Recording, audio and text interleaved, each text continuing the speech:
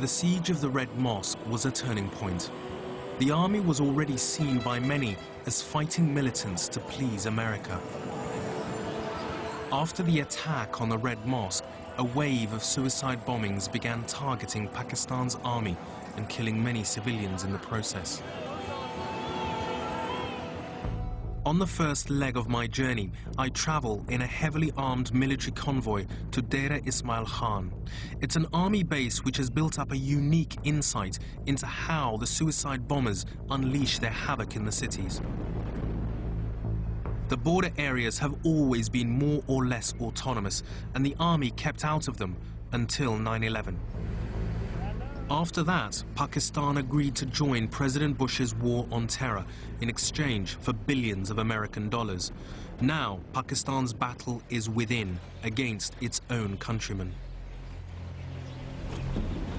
Along the road, we pass an army checkpoint. It's one small part of the measures to try to intercept suicide bombers and control the flow of arms.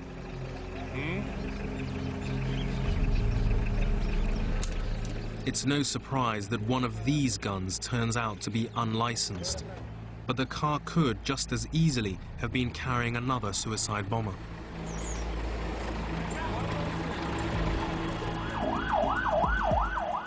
Even while I've been traveling in the last 24 hours, there have been 5 suicide attacks, one of them a double bombing at the gates of the Army's munitions factory near Islamabad. 65 people died and dozens were injured, many of them civilians. The man believed to be behind many of these bombings is the Taliban commander, Baitullah Masood, based in South Waziristan.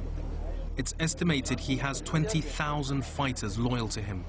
And with Al-Qaeda's leadership in hiding, Baitullah is the main organizer of the Taliban in Pakistan. Baitullah, who refuses to appear on camera, shares with his fighters a hatred of America, which once armed the Taliban and now wants to destroy them.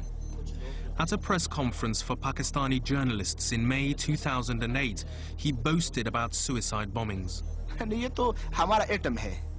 This is our atom bomb. The others have their atom bomb, but ours is stronger. If they use their atom bomb, it kills everyone, the enemy as well as the innocent. It's not like our atom bomb that goes right close up to the enemy and kills them.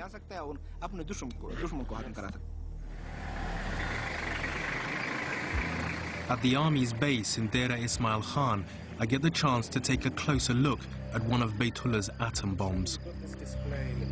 Colonel Naeem and his men arrested some boys who were too frightened to carry out their mission.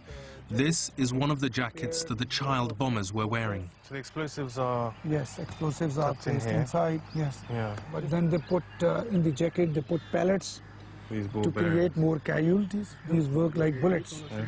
If this individual gets into a gathering, in a crowd, can kill 20 to 30 people.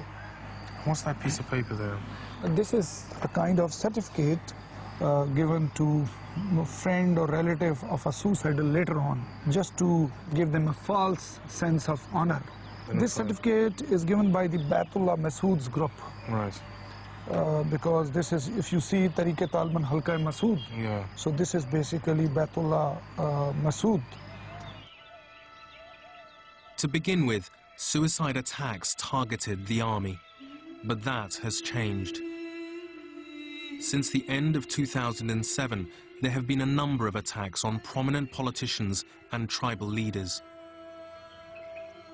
In this park in Rawalpindi, near Islamabad, Benazir Bhutto came to campaign for the general election. She made an impassioned speech against militant violence. It was to be her last.